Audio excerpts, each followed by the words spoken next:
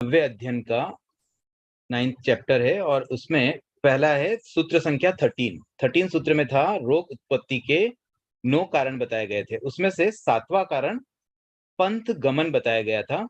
तो पंथ गमन का मतलब होता है बहुत अधिक चलना। जैसे साधु साध्वी विहार करते हैं 10, 12, 15 किलोमीटर तक, तो वो एक नॉर्मल विहार है, वहां तक कोई दिक्कत नहीं है। लेकिन अगर कोई एक दिन में 30, 35, 40 किलोमीटर चलते हैं तो वो पंथ गमन की श्रेणी में आ जाता है और बहुत अधिक चलने से भी रोग उत्पत्ति हो सकती है।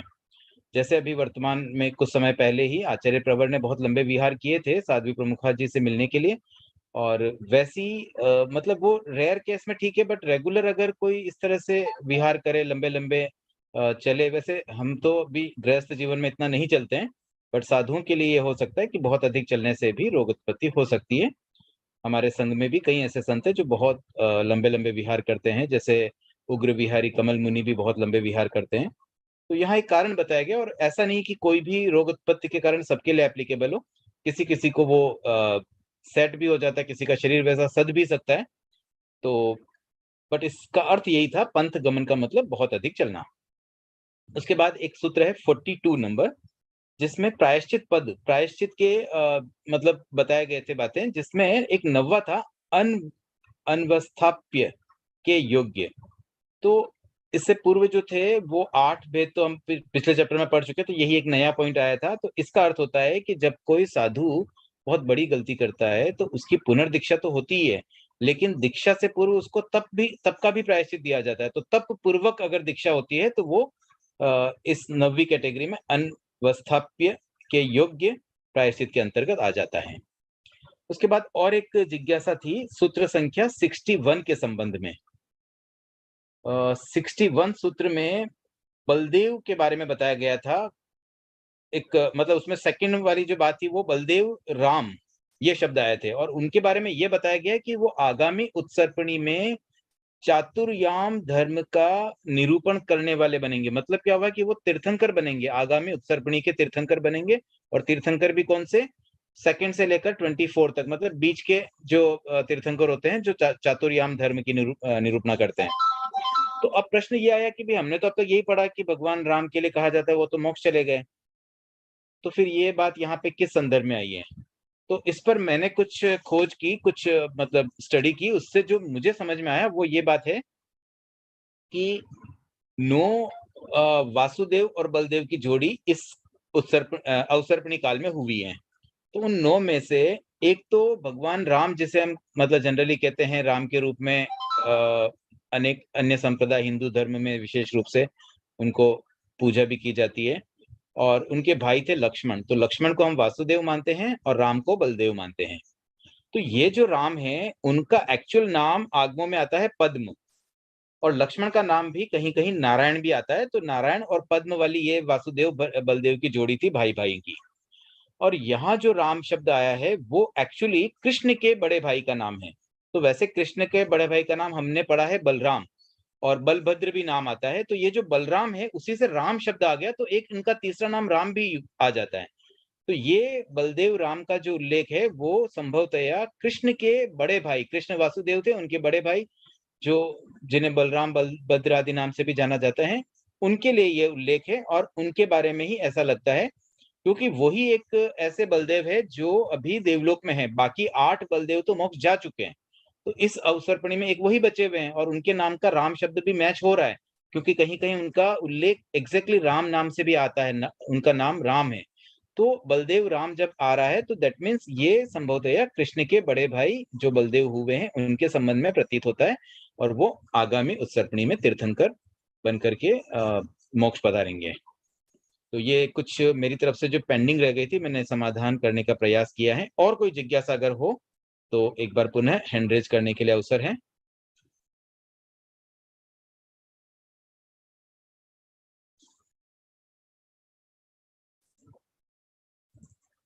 चलिए अब हम आगे बढ़ते हैं, स्वाध्याय के क्रम को आगे बढ़ाते हैं।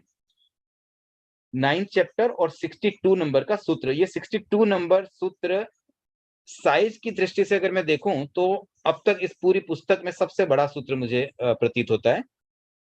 इसमें पूरी स्टोरी है आगामी उत्सर्पणी के प्रथम तीर्थंकर के बारे में पूरी जानकारी दी गई है, उनके पास्ट की, उनके वर्तमान की और उनके भविष्य की। ये उस समय जब भगवान महावीर उपस्थित थे, उस समय उनके पास्ट, प्रेजेंट एंड फ्यूचर की सारी बातें इसमें लगभग मिलती हैं। तो उन्हीं बातों को मैं एक संक्षिप्त में, क्योंकि पूरे सूत्र को अगर हम ऐसे पढ़ेंगे तो इट विल टेक टाइम, तो मैं शॉर्ट में, संक्षिप्त में बताने का प्रयास करूंगा। जो मुख्य बातें हैं, पॉइंट वाइज हम चलते हैं। तो पहली बात तो ये है कि ये राजा श्रेणिक के बारे में बात है। राजा श्रेणिक, जो कि भगवान महावीर के समय उनके एक अच्छे श्रावक थे और उनका ऑलरेडी आयुष्य बंध चुका था नारकी के भव में, तो वो नारकी में जाना उनका तय था। लेकिन उसके बाद उन्हें क्षायिक सम्यक्त्व प्राप्त हो गया, और क्षायिक सम्यक्त्व प्राप्त होने के बाद जीव अर्लीस्ट मोक्ष चला जाता। अर्लीस्ट का मतलब as soon as possible, ASAP वो मोक्ष जाता है। अब क्योंकि आयुष्य ऑलरेडी नरक का बांध चुके हैं, तो वो तो भोगना ही पड़ेगा। वहां एक कंपल्सरी कंडीशन आ गई, तो वो नरक में गए। उसके बाद अब नरक के बाद में नरक से सीधा मोक्ष में जाया नहीं जा सकता, इसलिए उन्हें पुनः मनुष्य बनना था, तो वो पुनः मनुष्य बनेंगे। और फिर मनुष्य बनने के बाद अब तो मोक्ष जाना संभव है मनुष्य भव से, तो फिर वहां से वो मोक्ष चले जाएंगे। तो ये उनका बैकग्राउंड है राजा श्रेणिक का। अब उसके आगे क्या घटनाएं हुई, कैसे हो रही है, क्या वर्तमान है, क्या भविष्य होगा, उसको हम समझते हैं। पहली बात तो वहां से आयुष्य पूर्ण कर, राजा श्रेणिक मनुष्य भव से आयुष्य पूर्ण कर नरक में उत्पन्न होते हैं। नरक कौन सी? पहली नार की रत्नप्रभा, और उसमें भी सीमंतक नामक जो नरकावास है, वहां पर वो पैदा हुए। अब यहाँ की लैंग्वेज में पैदा होंगे लिखा है, क्योंकि ये भगवान महावीर के समय की थी, लेकिन वर्तमान में अब हम 2500 लगभग 2500 से भी अधिक वर्षों के बाद ये बात कर रहे हैं।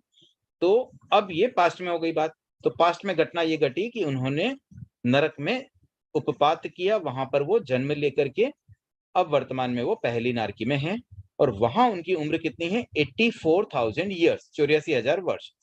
अब ये 84,000 वर्ष की कैलकुलेशन ऐसे समझ सकते हैं कि वो चौथे आरे का अंतिम समय था, और पांचवा और छठा आरा 21,000 वर्ष का होता है। ये हो गई बात अवसर्पणी की। फिर आगामी जो उत्सर्पणी आएगी उसमें भी 21,000 साल के प्रथम 2 आरे होंगे। तो दैट मीन्स उत्सर्पणी का जब तीसरा आरा प्रारंभ होगा, तब तक जो 4 छोटे-छोटे आरे हैं, उन चारों की जोड़ 84,000 वर्ष होती है, और उतना समय राजा श्रेणिक का जीव प्रथम नारकी में बिताएंगे। उसके बाद आगे क्या होता है? अब देखिए, नरक में तो नरक के हिसाब से जो भी कष्ट है वो भोगेंगे ही। उसके बाद आफ्टर 84,000 साल की एज पूर्ण कर वो अगेन भरत क्षेत्र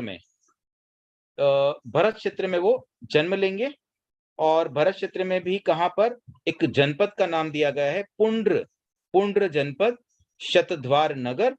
और वहां पर उस नगर में किनके घर में आएंगे, किस परिवार में आएंगे? तो वहां कुलकर होंगे, सन्मति। अब देखिए, हमने भगवान ऋषभ के पूर्व में कुलकर व्यवस्था देखी थी। भगवान ऋषभ के जो पिता थे नाभि, वो अंतिम कुलकर थे इस अवसर्पणी के। तो उस समय ये कुलकर व्यवस्था कब प्रारंभ हुई? जब धर्म प्रारंभ हुआ, मतलब चौथे आर्य का जब स्टार्ट हुआ उससे पूर्व, मतलब तीसरे आर्य के अंत में कुलकर थे, और फिर कुलकर के बाद चौथा आर्य प्रारंभ हुआ और प्रथम तीर्थंकर हो गए भगवान ऋषभ। यहाँ पर सारी चीजें उल्टी होगी। कैसे उल्टी होगी? क्योंकि यहाँ उत्सर्पणी काल है, तो प्रथम 2 आर्य तो ऐसे रहेंगे जब तीर्थंकर नहीं होंगे, तो वो होंगे दुष्म दुष्मा और दुष्मा। अब जो चौथा आरा प्रारंभ हो रहा है दुष्म सुषमा, तो यहाँ जो प्रारंभ है वो दुष्मा से सुषमा की तरफ वाले पीरियड की बात है, क्योंकि उत्सर्पणी काल है, मतलब नीचे से ऊपर विकास हो रहा है। तो तब तो ऐसा था कि कुलकर व्यवस्था उस समय आई जब बहुत सुखी सुख था, और बाद में थोड़ी थोड़ी व्यवस्थाओं में आवश्यकता पड़ने लगी। अब यहाँ पर प्रथम 2 आरे बीतने के बाद कुलकर व्यवस्था प्रारंभ होगी, और फिर कुलकर व्यवस्था की जब एंड होगी तब प्रथम तीर्थंकर पैदा होंगे। तो ये सन्मति नामक कुलकर के पुत्र के रूप में ये पैदा होंगे, और उनकी माता का नाम होगा भार्या। उसके बाद जब वो जन्म लेंगे तब, अब ये पूरी स्टोरी एक तरह से हम पढ़ रहे हैं महापद्म प्रभु की, जो उत्सर्पणी आर्य, मतलब उत्सर्पणी काल जो आने वाला है उसके प्रथम तीर्थंकर होंगे। तो ये सारी भविष्य की बातें होगी। तो जिस दिन उनका जन्म होगा उस दिन पद्म और रत्नों की वर्षा होगी, वो भी बहुत बड़े-बड़े साइज में, मतलब बड़े-बड़े कुंभ के आकार के रत्न, ऐसे बड़े-बड़े इनकी वर्षा होगी। उसके बाद जब 11वें दिन उनका नामकरण रखा जाएगा, तो इसी वर्षा होने वाली बात के आधार पर उनका नाम रखा जाएगा महापद्म। फिर 8 साल की जब उनकी एज होगी, 8 साल जब वो कंप्लीट कर देंगे, तो उनके पिता उन्हें राजा बना देंगे, क्योंकि वो उस समय के प्रथम राजा होंगे। उस उत्सर्पणी काल के ये प्रथम राजा बनेंगे, जैसे भगवान ऋषभ प्रथम राजा बने ना, उसी तरह से ये भी राजा बनेंगे। इससे पूर्व जो व्यवस्था थी वो अलग तरह की होगी, क्योंकि अ, दुष्यम दुश्मन और दुश्मन था। अब वो 8 साल की बहुत कम उम्र में राजा बनने के बाद, अब उन्हें सैनिक शिक्षा कौन देगा? क्योंकि वहाँ तो कोई पहले से राजा थे नहीं, या पहले से कोई सैनिक सेनापति नहीं थे कि उन्हें कोई प्रशिक्षण दे सकेंगे। तो उन्हें प्रशिक्षण देने के लिए 2 देवता, अ, पूर्णभद्र और माणिभद्र नाम के 2 देव उन्हें प्रशिक्षित करेंगे। कौन-सा प्रशिक्षण होगा? सैन्य शिक्षा देंगे, सैनिक शिक्षा देंगे। तो इस आधार पर उनका दूसरा नाम होगा देवसेन। पहला नाम था उनका महापद्म, जो मूल नाम था, और उसके बाद उनका द्वितीय नामकरण होगा देवसेन।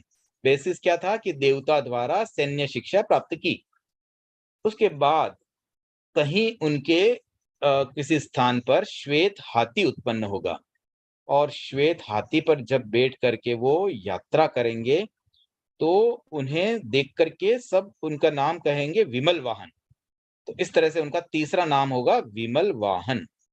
इससे पूर्व भी कुलकरों में एक कुलकर का नाम विमल वाहन हुआ था। उसका भी बेस यही था कि वो जंगल में एक सफेद आदमी उन्हें मिल गया और वो उसको उस पर बैठकर जा रहे थे। तो सबने उनको देखा और एकदम मंत्रमुग्ध रह गए कि देखो, जिनका वाहन इतना विमल है, इतना साफ है, व्हाइट कलर का है। तो उस व्यक्ति का नाम विमल वाहन रखा। सेम यही स्टाइल से यहाँ पर उनका नाम, जो हमारे प्रथम तीर्थंकर होने वाले हैं उत्सर्पणी के, उनका नाम रखा जाएगा विमल वाहन। ये उनका हो गया तीसरा नाम।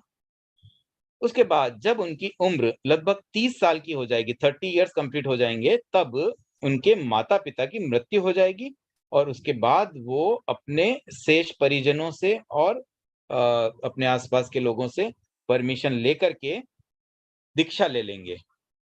अब दीक्षा लेने के बाद वो प्रथम दिन, दीक्षा के दिन ये अभिग्रह करेंगे कि मैं देव, तिर्यंच या मनुष्यों द्वारा प्राप्त उपसर्गों को सहन करूँगा तितिक्षा भाव से। तो इस अभिग्रह के साथ वो दीक्षित होंगे, और दीक्षित होने के बाद अगेन कई वर्षों तक उनकी साधना काल चलेगी। जैसे भगवान महावीर ने लगभग 12.5 वर्ष की साधना की, वैसा ही लगभग काल उनका भी रहेगा, 12 वर्ष और 13 पक्ष, अर्थात 12 महीने और 6.5 माह। इतना समय बीतने के बाद उन्हें केवल ज्ञान प्राप्त होगा। और केवल ज्ञान प्राप्त होने के बाद, क्योंकि उन्हें आत्मज्ञान से सब कुछ पता चल जाएगा, तब वो आगे कुछ अपनी बातों का निरूपण करेंगे, कुछ बातें बताएँगे लोगों को। तो वो बातें किस तरह की रहेगी, जैसा भगवान महावीर ने बताया वैसा का वैसा वो भी बताएँगे। हाँ, उस समय की भाषा आदि में परिवर्तन संभव है, लेकिन इसका जो सार है वो लगभग वैसा ही रहेगा। तो एक बार मैं सूत्र में वहाँ तक पहुँच जाता हूँ, ताकि थोड़ा ईज़ी रहेगा हमें समझने में भी। अब देखिए, यहाँ पर उन्होंने अपनी बातों का निरूपण शुरू किया। मतलब जो धर्म का निरूपण, तीर्थंकर अपना धर्म स्वयं प्रतिपादित करते हैं, मतलब वो किसी का कॉपी नहीं करते हैं। उनका सबका इनिशियलाइज़ किया हुआ, इनिशिएट किया हुआ स्वयं का प्रतिपादित धर्म होता है। तो महापद्म प्रभु भी केवल ज्ञान प्राप्ति के बाद जब प्रवचन देंगे, उपदेश देंगे, तो वे भी कुछ बातों का निरूपण करेंगे। तो यहाँ संख्या के आधार पर बातें बताई गई है कि एक आरंभ स्थान का निरूपण करेंगे। आरंभ स्थान का मतलब हिंसा, तो वो ये बताएँगे कि भई इसमें हिंसा होती है। उसके बाद 2 बंधन स्थान का निरूपण करेंगे, प्रेयस बंधन और द्वेष बंधन, मतलब राग और द्वेष का। उसके बाद 3 दंडों का निरूपण करेंगे, मतलब मनोदंड, वचन दंड और काय दंड। उसके बाद 4 कषायों का निरूपण करेंगे, क्रोध, मान, माया, लोभ। देन 5 काम गुणों का, शब्द, रूप, गंध, रस और स्पर्श का निरूपण करेंगे। फिर 6 जीव निकायों का, मतलब पृथ्वी काय, अपकाय, तेजस काय, वायु काय, वनस्पति काय और त्रस काय आदि जीव निकायों का निरूपण करेंगे। एंड देन, और ये सारी बातें जैसा भगवान महावीर ने किया, वैसा वो भी करेंगे। ये बात भगवान महावीर कह रहे हैं इस आगम में। देन उसके बाद 7 भय स्थानों का, इहलोक भय, परलोक भय, आदान भय, अकस्मात भय, वेदना भय, मरण भय और अश्लोक भय, इसका निरूपण करेंगे। देन 8 मध्य स्थानों का निरूपण करेंगे, फिर 9 ब्रह्मचारी गुप्तियों का, 10 श्रमण धर्मों का और ऐसे ही अप टू 33 आशातनाओं का निरूपण करेंगे। तो ये सारी बातें जो भगवान महावीर ने निरूपण की है, वैसी की वैसी महापद्म प्रभु भी निरूपण करेंगे। अब देखिए, इतना डिटेल से जानने का पीछे रीजन यही है कि हर तीर्थंकर धर्म का निरूपण करते हैं, तो उसकी मूल बातें वही रहती है। ये सब शाश्वत धर्म की बातें सब सेम रहेगी, हमेशा वही रहेगी। तो बस इसी बात को बताने के लिए इतना डिटेल में यहाँ बताया गया कि जैसे मैंने ये किया वैसे वो भी वैसा करेंगे। हाँ, यहाँ पर भाषा आदि का अंतर संभव है, लेकिन बात वही आएगी, अर्थ वही निकलेगा। उसके बाद वो श्रमणों के लिए कुछ बातों का जैसे निषेध करेंगे। तो उन्हें जैसे मुंड होना है, स्नान नहीं करना है, दत्तुन नहीं करना है, छत्र, जूते आदि नहीं पहनने हैं, फिर भूमि शैया, फलक शैया, कार शैया आदि का प्रयोग करना है, केश लॉन्च करना है, ब्रह्मचर्य का पालन करना है। इस तरह की काफी बातें जो साधुओं के लिए, वो सब निरूपण जैसे भगवान महावीर ने किया वैसे वो भी करेंगे। और फिर एक बात ये आती है मुख्य रूप से कि श्रमणों के लिए मतलब साधुओं के लिए कौन कौन सा आहार का निषेध हो, किस तरह के भोजन का निषेध है, उसकी भी यहाँ पूरी लिस्ट दी गई है। तो जैसा भगवान महावीर ने कहा वैसा ही महापद्म प्रभु भी निरूपण करेंगे और वो ये कहेंगे कि आधा कर्मिक, औद्देशिक, मिश्र जात, अध्यवतर, ऊति कर्म, क्रीत, देन प्रामित्य, अच्छेद, अनिशिष्ट, अव्याहृत, कांता भक्त, दुर्भिक्ष भक्त, सॉरी कांतार भक्त, दुर्भिक्ष भक्त, ग्लान भक्त, वार्दलिका भक्त, प्रागूर्ण भक्त, मूल भोजन, कंद भोजन, फल भोजन, बीज भोजन और हरित भोजन का निषेध किया है। तो ये 20 तरह के भोजनों का यहाँ पर साधुओं के लिए निषेध, जैसा भगवान महावीर ने किया वैसा ही अरहत महापद्म भी करेंगे। यहाँ पर एक बात जरूर हमें ध्यान देनी चाहिए कि देखिए, कंद भोजन और बीज भोजन 2 अलग-अलग दिए गए हैं। मतलब हम कई बार ऐसा कह देते हैं कि भई हम सचित्त का त्याग कर लेते हैं और तेरापंथ धर्म संघ में तो ये बात ज्यादातर मैंने भी अब तक यही समझी, यही देखी कि अगर हमने सचित्त का त्याग कर लिया तो फिर अचित्त में कोई भी चीज़ों क्या फ़र्क पड़ता है। तो कई बार जमीकंद आदि का प्रयोग अचित्त रूप में हम श्रावक श्राविका भी कर लेते हैं और साधु भी कर लेते हैं। बट यहाँ मुझे लगता है कि भगवान महावीर ने स्पेसिफिकली कंद भोजन का निषेध अलग से किया है और बीज भोजन और हरित भोजन का अलग से किया है। दैट मीन्स सचित्त का प्रयोग तो नहीं करना चाहिए साधु को, और हम भी मतलब इसमें थोड़ा सावधानी अगर रखें, और इसके साथ में कंद भोजन का भी निषेध किया है। दैट मीन्स अगर कोई सूखा कंद है मतलब अचित्त अवस्था में, कई बार ऐसा होता है कि जैसे प्याज, लहसुन आदि को पीस करके उसका पाउडर बना दिया जाता है और फिर उसको सब्जियों में डाल देते हैं कि ये तो चल जाता है। तो मुझे ऐसा लगता है कि यहाँ पर भी ये बात स्पेसिफिकली अगर आ रही है साधुओं के लिए तो हमें भी इस ओर जागरूक होना चाहिए। उसके बाद 5 महाव्रत रूपी धर्म का निरूपण। देखिए, प्रथम तीर्थंकर भगवान महावीर अंतिम तीर्थंकर थे, उन्होंने भी 5 महाव्रतों का निरूपण किया और महापद्म प्रभु ये प्रथम तीर्थंकर होंगे तो वो भी 5 महाव्रतों का निरूपण करते हैं। अंतिम और प्रथम ये 2 तीर्थंकरों को छोड़कर बीच के जो 22 तीर्थंकर होते हैं वे 4 महाव्रतों का निरूपण करते हैं, जिसे चातुर्याम धर्म कहते हैं। उसके बाद 5 अणुव्रत और 7 शिक्षा व्रत मतलब 12 व्रतों का भी निरूपण अरहत महापद्म करेंगे श्रावक श्राविकाओं के लिए। उसके बाद एक और स्पेसिफिकली यहाँ पर आई है बात, सय्यातर पिंड और राज पिंड का निषेध। मतलब ये जैसे 20 तरह के आहार का ऑलरेडी निषेध पहले आ चुका है, फिर भी इन 2 को और अलग स्पेशली बताया गया है और अक्सर इन दोनों पर बहुत ज्यादा एम्फेसिस रहता है, सय्यातर पिंड और राज पिंड। तो ये 2 तो ऐसे हैं जो साधु को बिल्कुल नहीं लेना चाहिए। मतलब जिस घर में साधु रुके वहीं पर गोचरी करना और इसी प्रकार से राजा के घर गोचरी करना। राजा का मतलब वैसे यहाँ पर हम पूर्व अध्याय में पढ़ चुके हैं, तो यहाँ चक्रवर्ती जैसे बड़े राजाओं की बात है, छोटे मोटे राजाओं के घर की दिक्कत नहीं है। तो जैसे वर्तमान में कोई राष्ट्रपति के घर में गोचरी हो गई या प्रधानमंत्री के घर में गोचरी हो गई तो उसमें राजपिंड वाला निषेध आई थिंक एप्लीकेबल नहीं होता है। पर सय्यातर पिंड तो उन सभी के लिए एप्लीकेबल है जिनके घर में साधु रुकते हैं।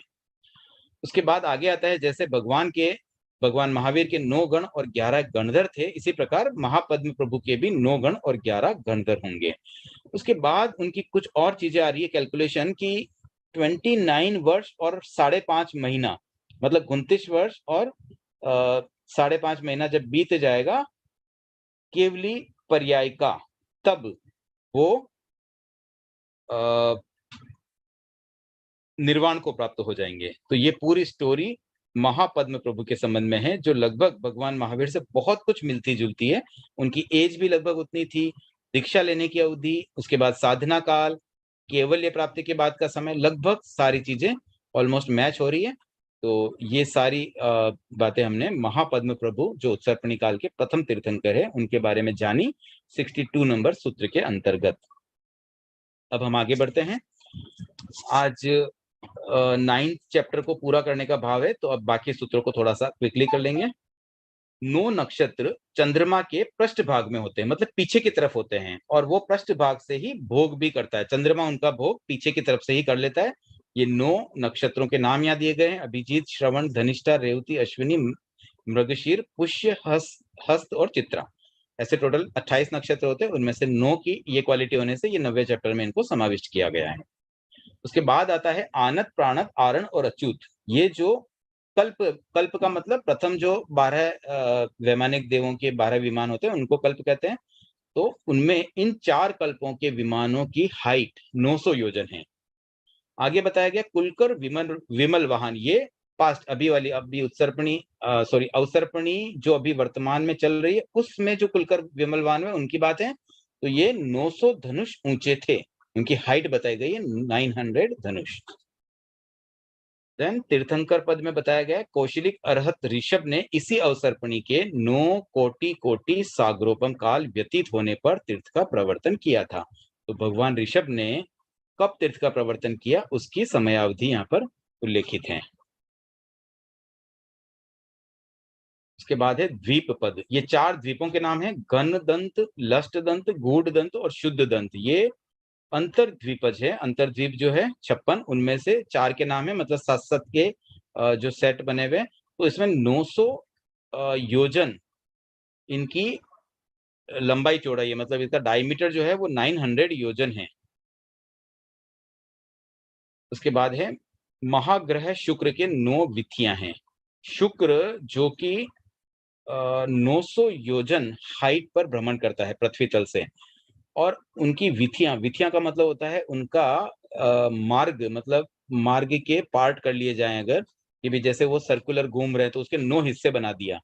तो ये जो 9 विथियां हैं उनके यहाँ नामोल्लेख भी हैं: हय विधि, गज विधि, नाग विधि, वृषभ विधि, गो विधि, उरग विधि, अज विधि, मृग विधि और वैश्वानर विधि। अब इन 9 विधियों की क्या खास बात होती है? एक तो है ना, हर विधि में 3-3 नक्षत्र होते हैं। कल एक 7वीं जो विधि अज विधि उसमें 4 नक्षत्र होते हैं, बाकी सब में 3-3 होते हैं। तो ऐसे टोटल 28 नक्षत्रों का डिस्ट्रीब्यूशन हो जाता है।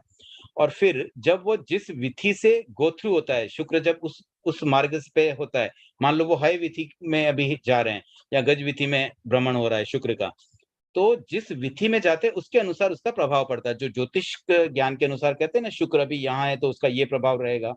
तो प्रथम 3 विधियों में उसका अच्छा प्रभाव होता है, चौथी, 5वीं, 6ठी विधि में मध्यम प्रभाव रहता है, और जब 7वीं, 8वीं, 9वीं विधि में शुक्र भ्रमण करता है तो उस समय उसका प्रभाव अच्छा नहीं रहता है, नेगेटिव प्रभाव रहता है। उसके बाद है कर्म पद। तो यहाँ पर 9 कषाय वेदिनी कर्म के 9 प्रकार बताए गए हैं। 9 कषाय वेदिनी से यहाँ तात्पर्य दर्शन मोहनीय में चारित्र मोहनीय में जो 2 है कषाय और 9 कषाय, तो उसमें जो 9 कषाय वाले 9 कर्म है उनकी यहाँ पर बात है: स्त्री वेद, पुरुष वेद, नपुंसक वेद, हास्य, रति, अरति, भय, शोक और जुगुप्सा। उसके बाद है कुल कोटि पद।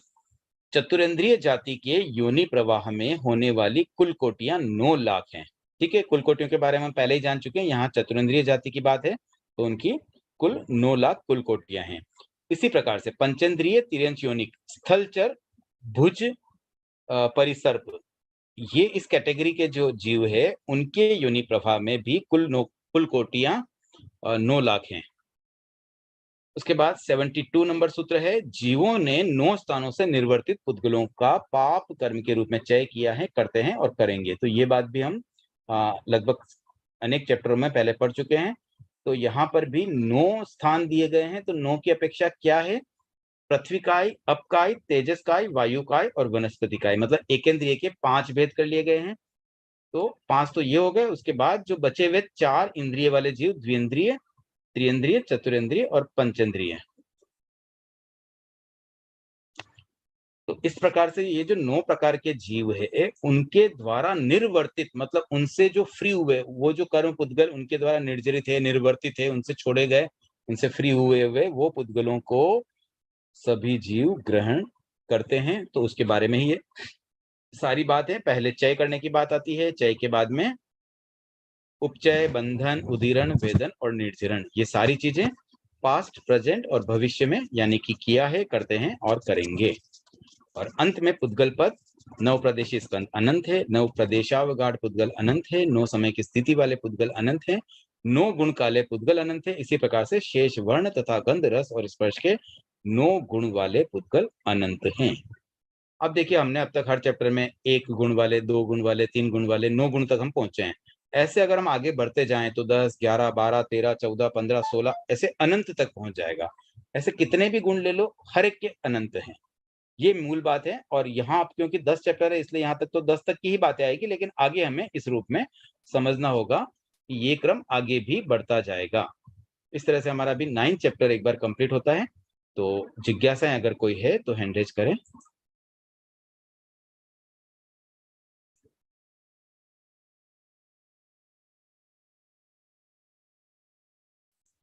हाँ, बबीता जी। जय जिनेन्द्र सर, अभी वो जो श्रेणिक राजा का सूत्र था उसमें आया कि भगवान ने फरमाया है कि 3-4 तरह के भी खाना अलाउड ही नहीं है। कंद का है, बीज का है, हरित है और फल है। तो फिर साधु को क्या खाना चाहिए? और सेकंड मेरा क्वेश्चन ये है कि अगर वो सब वर्जित है तो फिर साधु ये खाना तो खा रहे हैं ना, तो इसका क्या मतलब है? देखिए, आप यहाँ पर ना 20 तरह के नामोल्लेख हैं उस सूत्र में, आप एक बार वापस गो थ्रू करना। तो वो ओके। 20 ही प्रकार एक्चुअली साधु के लिए वर्जित है, क्लियरली ओके। वर्जित है। और साधु आज भी उसका उपयोग नहीं करते हैं।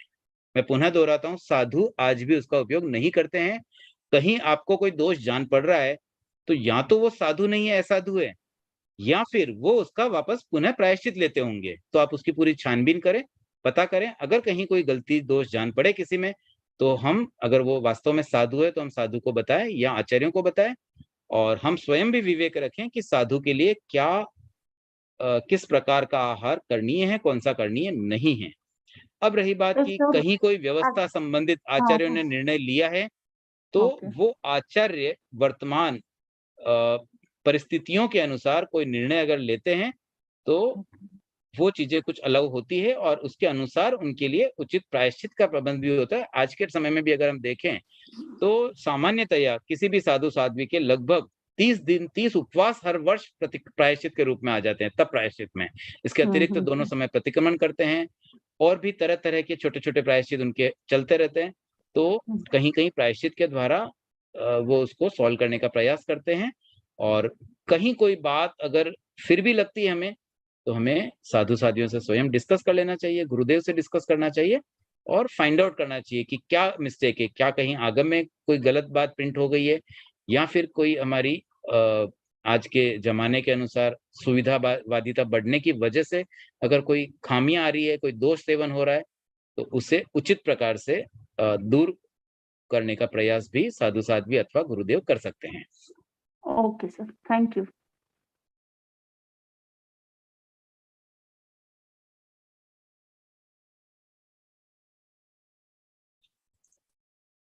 हाँ, कुसुम जी।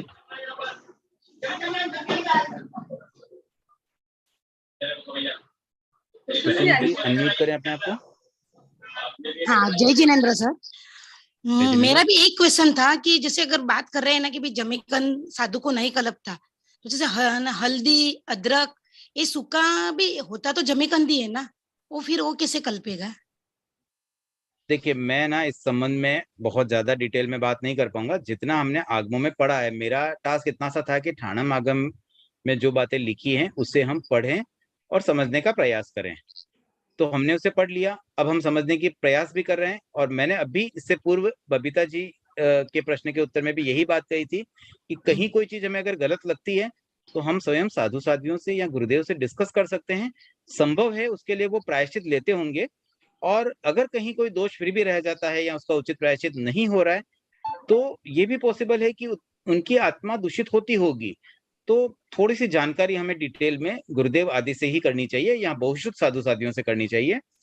बाकी हमारा जितना मतलब बुद्धि या जो हमारा नॉलेज है उसके बेसिस पर हम सिर्फ इतना समझने का प्रयास करें कि साधु के लिए बनी हुई चीजें तो उनको नहीं कलपती हैं।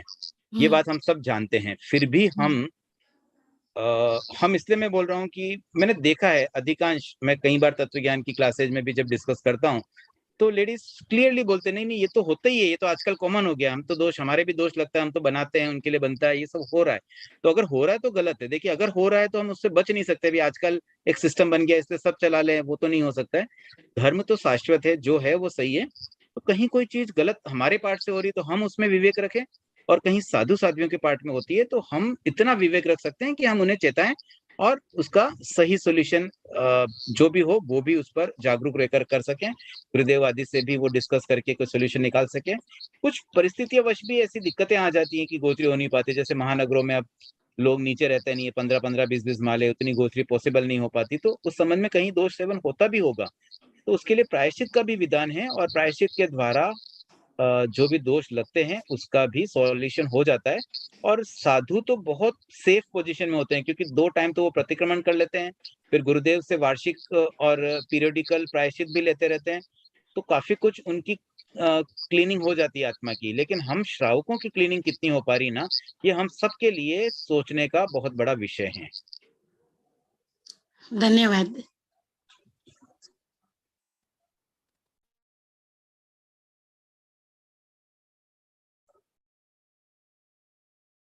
आई थिंक अभी और कोई जिज्ञासा नहीं है, तो समय भी हो गया 9:30, तो अब हम आज के लिए इतना ही रखते हैं। और कल से 10th चैप्टर प्रारंभ होगा।